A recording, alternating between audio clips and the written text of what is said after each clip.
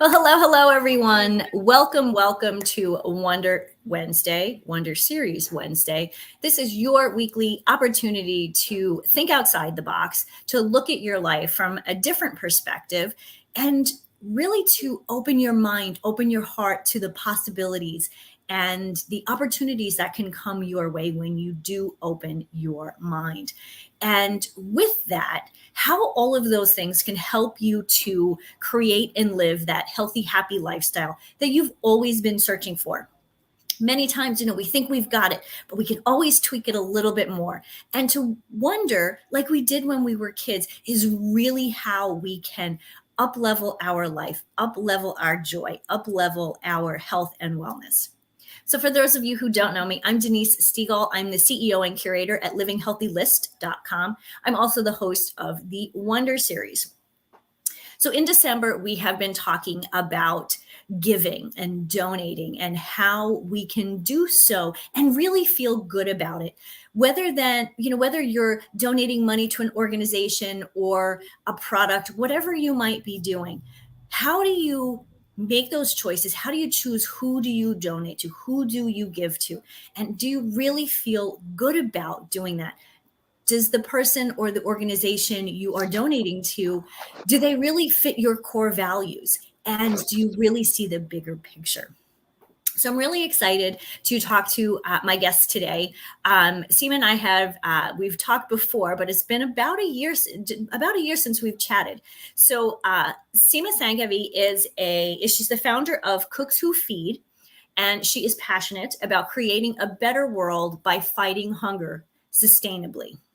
In addition to her career, she loves to cook and to eat and to travel off the beaten path. She's a girl after my own heart. She's been truly fortunate enough to travel extensively and work in different countries. She sees herself as an amateur chef, as do I, and enjoys taking cooking courses in different countries to learn the local cuisine and the cooking techniques. Seema and I seem to have the same. We're like sisters. We have a lot of the same. Wants, likes, and desires. So, Seema, welcome to the Wonder Series. Thanks for having me, Denise. Oh, absolutely. So, obviously, as I mentioned, we've been talking about giving and how to do that in a good way, in a way where we feel good about it. But before we get to how people can help, let's talk about Cooks Who Feed and how that all began. Yeah, so as you mentioned, I'm very much a foodie. And I think that, like most people, I think a lot of people have this in common with me, is that most of my, cherished memories revolve around sharing a meal with friends and family. Mhm. So always been, it always bothered me that there's so many people who, don't get to experience food the way that I do, and then can't even meet their basic needs. And then when I learned about how much food was just going to waste, and I believe it was the UN that said, the amount of food that's wasted each year could feed the entire world's hungry 4 times over. I thought, well, that just seems ludicrous, right? We need to do something to put an end to that. Mhm. Absolutely. I mean, I remember. I think I saw it on your website, and maybe it was sometime that when you and I were talking. And when I saw those numbers, I was astonished, like you, and also really disgusted. And it really made me look internally to say, okay, what am I doing in my own home? How Right. could I be more sustainable at home and not throw away so much stuff? So I think sometimes, just starting small is a good first step. Yes, for sure. And there's lots of things people can do, right? And I think Mhm. a lot of even the grocery stores are starting to make changes as well, right? Selling food that doesn't look perfect, and I think to buying food that you're going to eat, and it not just overbuying, I guess, to stock up and things go bad, right? So I think being able to manage that in our own homes, or like buying things that don't necessarily look perfect, is small things Mhm. we can do. Absolutely. It's like, I think there's a company out there, it's something like Ugly Food or uglyfood.com. And it's exactly that. It doesn't look perfect, but there's nothing wrong with it. That makes sense. And I think by buying food that we are going to eat within a few days or within the week is really important, because that's really how our parents kind of grew up, don't you think? Hmm. Yeah, for sure. No one stored food for so long, or just bought extra stuff because it was, on sale. Or yeah. Exactly. Uh, exactly. I always kind of look at, our refrigerator and our pantry. Obviously, stuff stays in the pantry a little longer, but the refrigerator, I've realized through the years, my refrigerator is kind of sparse because I'm really trying to follow that model and just buy what we need. And truly, that was something that that came from that our first conversation about how much food gets wasted. So I appreciate that. So thank you. Tell me a little bit more about Cooks Who Feed. So you have this idea, you want to help fight hunger in a sustainable way. What does that mean, and how does that work with Cooks Who Feed? Yeah. So, like I mentioned, I saw this problem of food waste that we have, and I realized, okay, we can fight hunger by reducing food waste, right? Or preventing food that is, wasted, and instead of going into the landfill, ends up in the hands of people who need it, right? So I started doing some research and found out there's a lot of organizations, a lot of charities on the ground that do just that, right? They take food that farmers or grocery stores throw out, and instead of putting it in a landfill, they take it and they deliver it, and they make meals for people who need those meals, whether it's through a soup kitchen or food bank and so on. So I wanted to find a way to support these charities that were doing this great work. And I kind of connected the dots when I was in India, of all places, in 2016. I visited this NGO that was hiring marginalized women and teaching them to be seamstresses and trying to give them fair trade full-time work. And while I was sitting there, I thought, well, why don't we create a product that these ladies can make, and then the sale of that product will go towards these charities and help support the work that they're doing. And I thought, I'm a foodie, so let's do something, for the foodies. And I thought, let's create aprons, high quality, handcrafted aprons. And that's how we came up with, okay, for every apron sold, it would be 100 meals, because we're sharing the profits with our charity partners. So while sitting in that NGO is kind of when I connected the dots and came up with that idea. Wow, what a great concept. I mean, really, you have two concepts that you've rolled into one. Obviously, the hunger, and then the working with these marginalized women who are now working, who are earning a living, and creating a beautiful product. So explain a little bit more with, how does each apron provide 100 meals? Let's dig a little deeper into that. For sure. So all these charities, they know exactly how much it costs them to provide one meal. And luckily, it's actually not a crazy amount, right? Because they're not producing or buying food. They're taking food that would go to waste. It's really their cost is the transportation. That's their biggest cost. Because they also have a lot of volunteers that help out in transporting the food and so on. So really, it's that transportation cost. So when I met with these charities, I said, how much does it cost you to provide one meal? And I know there's a lot of companies out there that were doing, buy a product and, we'll donate one meal, or maybe some of them say 10. But I was like, 100 is actually achievable, especially working with these charities, because they're using the surplus food. So I thought, let's do one apron equals 100 meals. So every time an apron is sold, a part of that, so it's actually over 35% of our profits go to our charity partners to provide those 100 meals. And it's actually 107 meals, but that didn't sound right from a marketing standpoint. So we just said, let's say it's one for 100. And every quarter we do an audit. We look at how many aprons we've sold. And I do that with every one of my charity partners. So they know, for example, if we sell 100 aprons, they know exactly how much they're getting. So every quarter we do an audit of our sales. And so that way each charity knows how much they're getting, and there's full transparency with our partners. That's amazing. Can you tell us a little bit about your charity partners? For sure. So we have a partner in Canada called Second Harvest. Our American partner is Rescuing Leftover Cuisine. Both of those partners are well established. They've been around for years. I know that with Rescuing Leftover Cuisine, they're in most major cities in the US, but they started and their headquarters are based in New York City. And it's all about, again, rescuing food. Most of their food comes from restaurants or catering companies, food that's been prepped but hasn't been served. And now with new laws, they don't have to throw that away. So they have people that go and collect the food at the end of the night, and they take it to, shelters, soup kitchens, school programs in that same neighborhood. So the food doesn't actually go that far. And then we also have a partner in India called Feeding India. Most of their food comes from social events, of all things. So like weddings. Oh, okay. So they because like if a lot of social events in the continent are quite elaborate and they have a lot of people, and even now so a lot of that food that's catered doesn't even, like, sometimes there's enough, they say, for thousands of more meals. So they take that and deliver it to, they focus on children and elderly in the slums.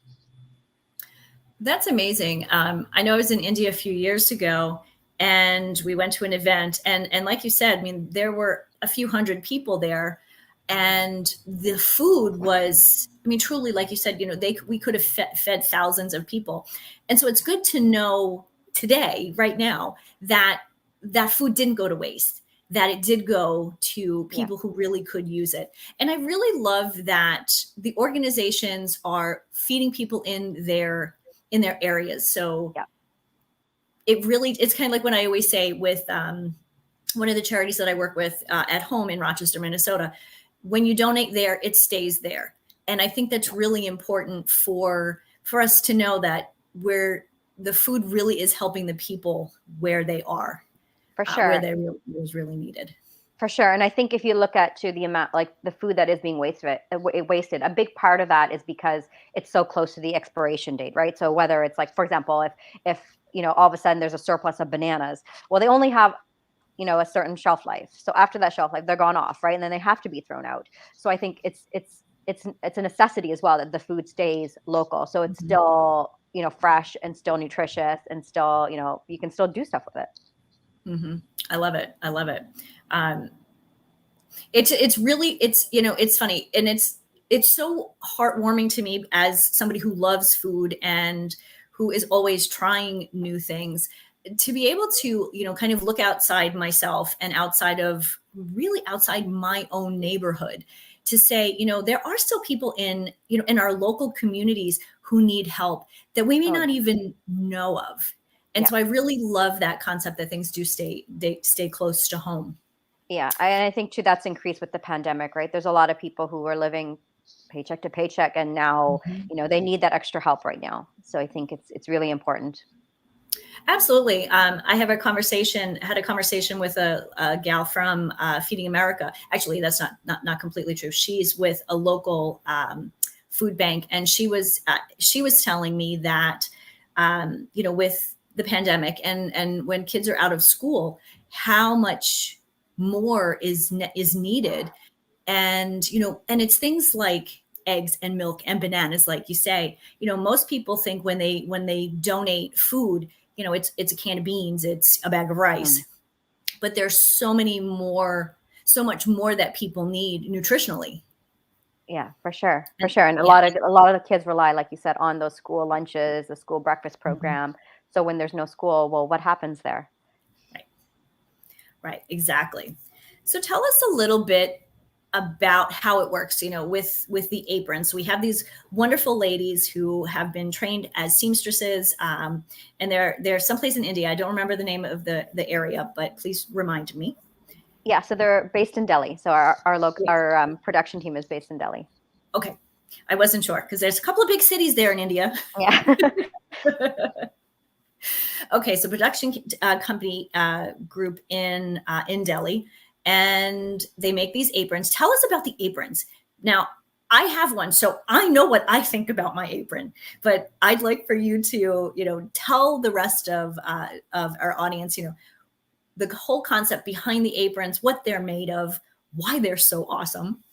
For All right, sure. little So plug there. They're really awesome.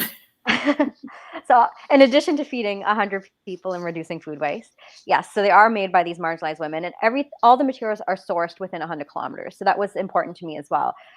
I don't know about you, Denise, but I know, like, for myself, there's so many companies out there that they're doing one thing, and they're like, they're doing one thing right, but on the side, the way they run their business is not the most socially responsible way. So when I started this, I really just wanted to make sure that we're constantly trying to be sustainable. We're constantly trying to do things right. So it started with hiring these ladies. It's, also looking at, okay, where does the fabric come from? We're not shipping stuff in, everything is within 100 kilometers. All our fabric is either recycled or it's organic, natural materials. So we don't use anything man-made that uses a lot of resources, like polyester, organically dyed. So just trying to be as sustainable as possible. So most of our aprons, we use a organic cotton canvas that's dyed with organic dyes, and they we do have one actually that's made from recycled plastic bottles as well. So again, just it's the whole process, right? From the time we purchase the material to the time it ends up in the kitchen. It's every step is how do we make this as sustainable as possible. Wow, that's amazing. I have to ask, because I probably never have. What is your background? I mean, are you, I mean, obviously you're a foodie, but like, how did you come up with this? Like, how, like, what is your background to say, okay, this is what we're going to do, and I know how to do it? Oh, I don't know how to do it. I didn't. I've, and I think that's the case for most entrepreneurs too. My background is in management and marketing, so I have online marketing experience, um, and product management experience. So not learning everything from scratch, but a lot of this has been new. I'd never started my own company. I'd never sold anything online. Everything, all that part of it was new, and I've never had to produce a product or let alone do it overseas. So that was all new, and I'm still learning all the time, learning new things every day. But yeah, I just felt really strongly about it. And when I started Cooks Who Feed, it started very much as a side hustle. So I was still working a full-time corporate job, but it became too much. I have 3 little kids, right? So as soon as it started to take off, I thought I have to decide what I'm doing, and I just thought, okay, I've gotten this far while caring for 3 kids and while having a full-time job. So imagine if I just did this 100%. Well, of course, still having my kids, but left Yeah, the you can't get full-time rid of job. them. Left the full-time job, and this became my full-time job. And I thought, what's the worst thing that can happen? The worst thing that's going to happen is, okay, if it doesn't work, I've learned a whole lot, and I still have my education and my experience to find something, right? That would be my worst case scenario. But I can tell you, after doing this it's been just over 2 years, I know if I ever had to go find a job, it would be very difficult for me to get back in that environment where, I have a boss and all that stuff. I get that. I completely understand, because that's really, when with Living Healthy List, I had this vision like you, and I thought, I kind of knew what I wanted to create. Didn't know how to get there. Some days I still don't. But I think that's the beauty of so many of the things we can do online is we can learn as we go, especially when we're learning and helping other people. Exactly. And I like, I've shifted the business model a few times, right? Like when we first launched this, I thought, okay, we'll sell the aprons online as an e-commerce type of business. But then we got interest from culinary schools. So I didn't even think about, oh, right, there's a whole hospitality industry that uses aprons, right? So that, we now sell to businesses in that space. And then also looking at, what I noticed was a lot of people were buying the aprons as housewarming gifts for their friends and family. And a light bulb went off, and I thought, well, who buys housewarming gifts? And I thought, realtors, home builders, they all do. So now we've got clients in that space. So it's really, kind of, I've pivoted a few times, and I just keep learning more and more, what opportunities exist or what roads we shouldn't go down. Mm-hmm. Well, I think the beauty of what you're doing too, and learning as you go is, there's never a straight path. There's always this kind of meandering, you never just go up to the top. You have to go around and find, kind of find the little nuggets as you're going. And obviously you're finding some nuggets. So tell us a little bit, the business is called Cooks Who Feed. And so tell us a little bit about the cooks or the chefs who you work with, because I know you do work with several. Tell us a little bit about them and their input. Yeah, so early on, I realized it made sense to bring on some chef ambassadors.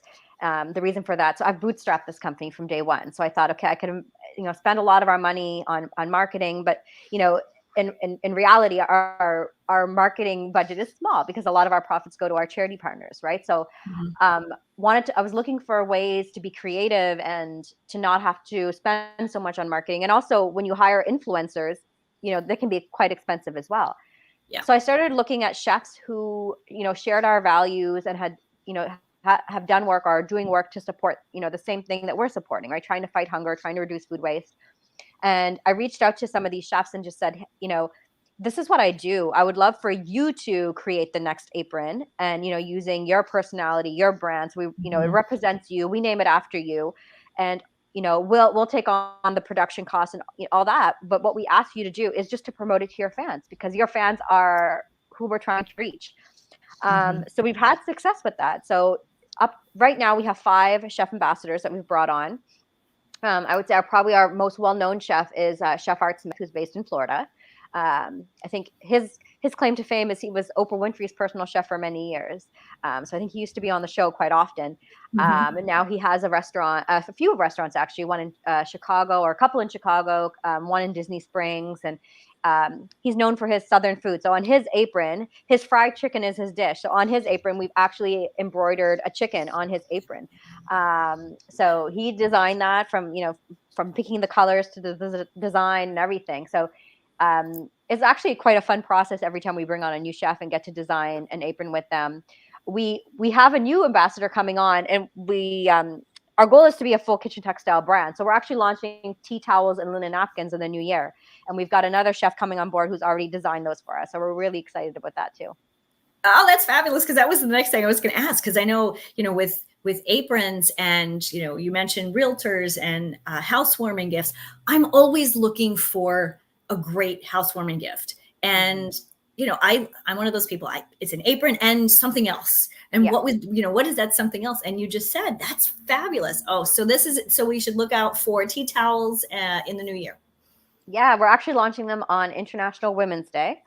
So we've created these products in collaboration with Opportunity International. So I don't know if you're aware with them of what they do, but they're an international organization that provides loans to women in developing countries to try to get them and their families out of poverty. So if women are trying to start their own businesses, they can get a loan from Opportunity International. So I thought it just makes sense to launch on International Women's Day because, obviously for us, women empowerment is a big value for us. And we've worked with them and their ambassadors to design these tea towels and linen napkins. So I'm really excited. That sounds fabulous. I think that's something that you and I should talk about a little offline, because would love to help you promote that, because truly this is, since day one, since the first time I actually saw you on television, the first time that I had come across Cook Sous Feed, you were on a TV news station. And I thought, oh, wait a minute.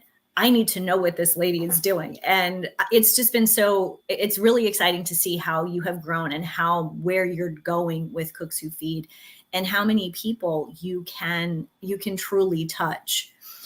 Question, do you know, I would imagine you have an idea of the number of people that you have been able to feed through Cook Sous Feed. Yeah, so we actually keep a tally on our site. It's not updated daily, but we try to update it at least on a weekly basis. So right now we're over 400,000 meals that we've provided. Yeah, so I'm really excited. We had a goal to hit 500,000 by the end of this year. I don't know if it's going to happen, but I'm like, hey, we got really close. And there's always next year, right? We're just going to keep going. I want to double that next year. So I want to hit 1 million. Yeah, I feel that, as we add on more products, so like I said, the tea towels are coming out. We just launched our kids line about a month ago for the holidays, and that's been going great. So, we had so many people reach out to us and say, hey, we've got little kids, and they're either, like to cook, so they want to encourage them, or the parents are trying to encourage them to cook. So they thought, what better way than to give them their own little apron, especially if they could get matching aprons, right? Because how fun is that? So, absolutely. Yeah, so it's been really great. And we're also working with, so like I said, with Opportunity International, and we also work with 2 other charities now as well. So Chef Art Smith has his own charity. It's called Common Threads. And they provide education to help, it's targeted towards children to teach them how to cook nutritiously. And his charity is, again, all over the US. So when you buy one of his aprons, we'd also make a $5 donation to his charity. So that's just because we're all trying to fight the same fight, right? So it just makes sense. Absolutely. our recent apron is was designed in collaboration with World Central Kitchen, which is another big charity, right, in the U.S. that provides Yes. meals. Hmm. So same thing when you buy one of those aprons. So we call it the Cooks for the World because their hashtag is Chefs for the World. So we thought let's play on their hashtag and call it Cooks for the World. So their apron, which uses their branding colors, and then it has Cooks for the World engraved on the pocket. When you purchase one of those, so in addition to the 100 meals, $5 donation goes to support their work that they're doing. So I'm always looking for other charities that are doing, very similar work to us and seeing how we Hmm. can work together. It's hunger is a big problem, so we all need to work together to solve it. It's true, and it's not just in one place. Like I mentioned, sometimes you don't know who in your community might be struggling, and I think what I love about what you're doing is it really does touch people, in so many different places. You're working in 3 different countries. That's amazing. Some of these other organizations, they grow as they grow. They're international. So truly, you're really, it's amazing how international Cooks Who Feed it is. You're on, well, I guess 2 continents, physically on 2 continents, Yeah. but touch people truly around the world. And I mean, what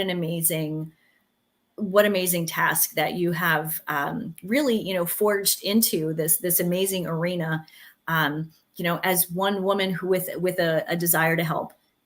So I applaud you for that. Oh, thank you. Well, it's been a journey. It's been fun too, like ups and downs, a lot of ups and downs. COVID has made everything interesting. Like we actually had to pause production twice because when India went into lockdown, we stopped producing, right? So Sure. for a total of close to like 8 or 9 weeks, we were shut down. Wow. So it affected us, and with hospitality, going through COVID, that affected us as well.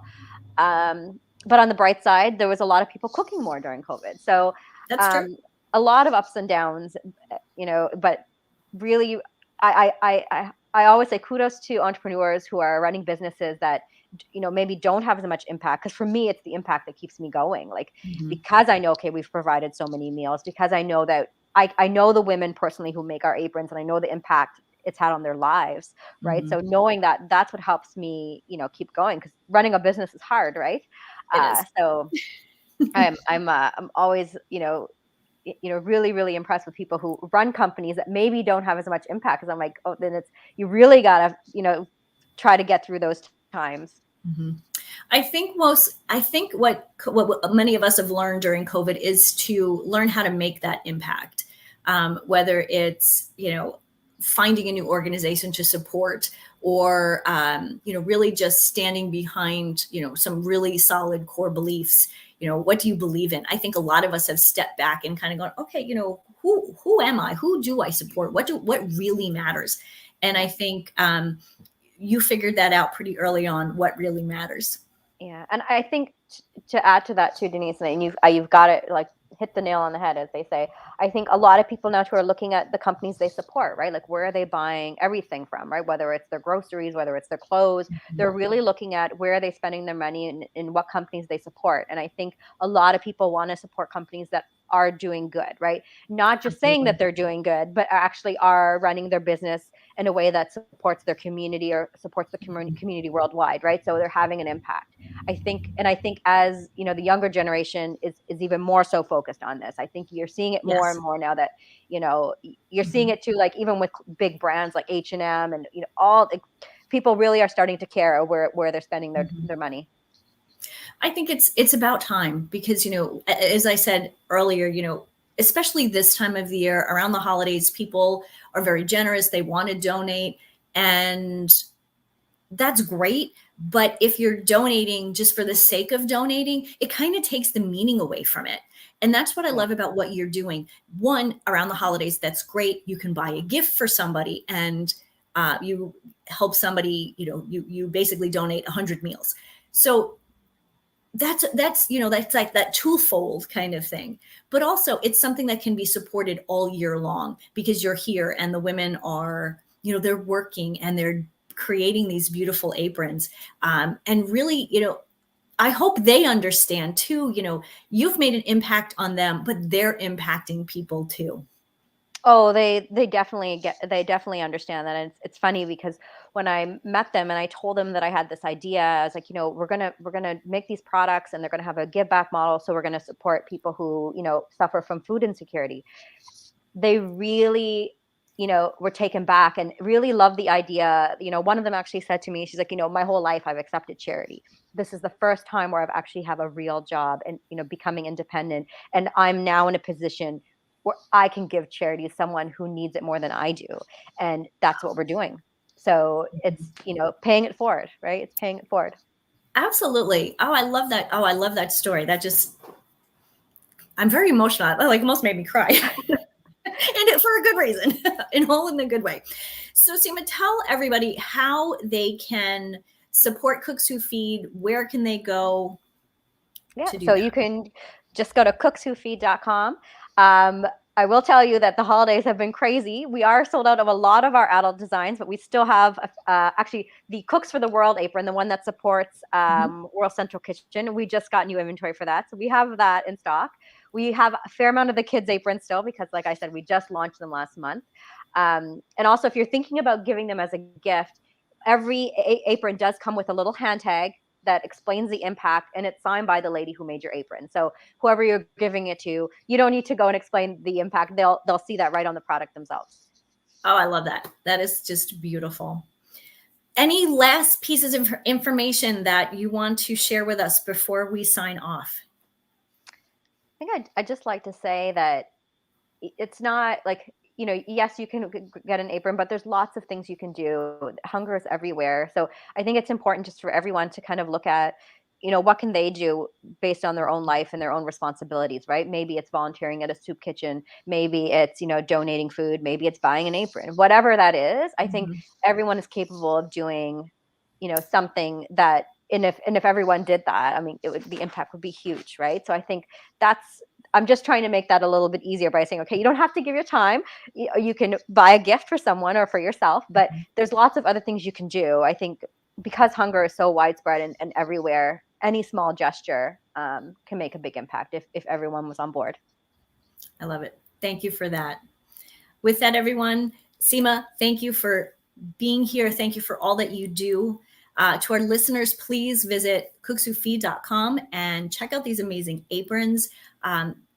Cooks Who Feed is an amazing organization doing so many great things. And, the holidays are wonderful. Be supportive then, but don't forget the rest of the year. This is a product and a program that is important the rest of the year as well. So again, everyone, thank you for being here for Wonder Series Wednesday. Again, where we help you to wonder what life would be like if you thought outside the box and looked at life a little differently. And I hope today that we have shown you how to look at hunger and how you can help a little bit differently. I'm Denise Stegall. I'm here every Wednesday at 12 p.m. Central Standard Time. And until next week, I leave you with this: healthy living, happy life. Have a great week, everyone.